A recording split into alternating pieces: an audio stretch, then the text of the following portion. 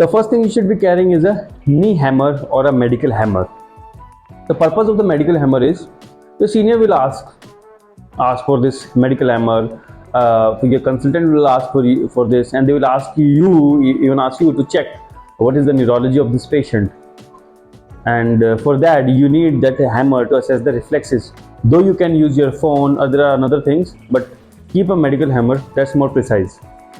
Now, the second thing you need to keep is a measure tape.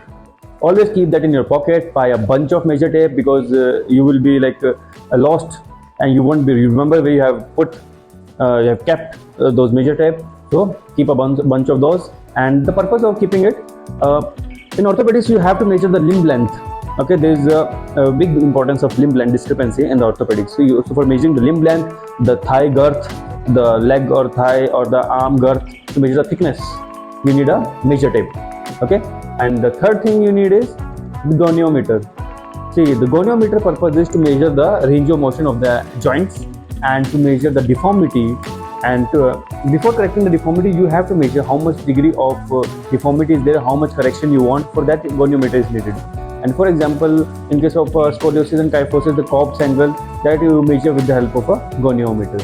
Though there are some apps are also available for measuring that. Also, you click a picture and then you use the lines and parameters to measure the angle. You can do that also, but go with the traditional one. Keep a goniometer. Buy the two. One is the steel one is the plastic one. The steel one is for the intra-op purposes. Okay, and the next thing is buy a bunch of pens. Keep a stock of a lot of pens in your bag, because everyone will be asking for the pen. And the last thing is stethoscope. Okay, don't be amazed about this, like hearing about a stethoscope. Stethoscope though have one or two uses, and the maximum people will tell you there is no use of. So but please, I can assure you that there is a use. Okay, and literally that can create some problems if you don't use it. Okay, in case of, I'm giving an example. In case of a spine surgery patient, and in case of a spine surgery patient, they are operated under general anesthesia.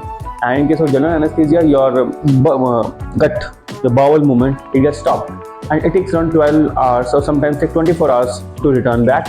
So before breaking the NBM, that is the nil by mouth, you will be hearing a lot NBM. Before breaking that NBM part, you have to hear those peristalsis, those bowel movement. Only after that, you have to ask the patient to eat or drink something.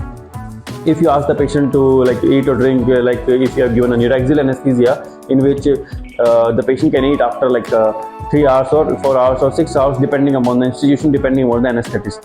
Okay, usually it is 6 hours. But in case of general anesthesia, if you don't check the peristalsis, if you ask them to eat after 6 hours, there is a chance they will suffer from gut problems. There will be nausea, there will be vomiting, and who will get the scoldings? The R1 will get the scolding. So keep a stethoscope. Even in future, in your exams, they ask you, in your viva, they ask you about what is the use of stethoscope in the orthopedics. So this is one of the best answer you can give. Okay, and there is one another use, that is, I'll tell you the name of the sign, N-wheel sign. You study about it. Okay, that is related to stethoscope. So this is for today, and just please share, follow and subscribe, and share among your people who are going into orthopedics. It might help them. Okay, thank you.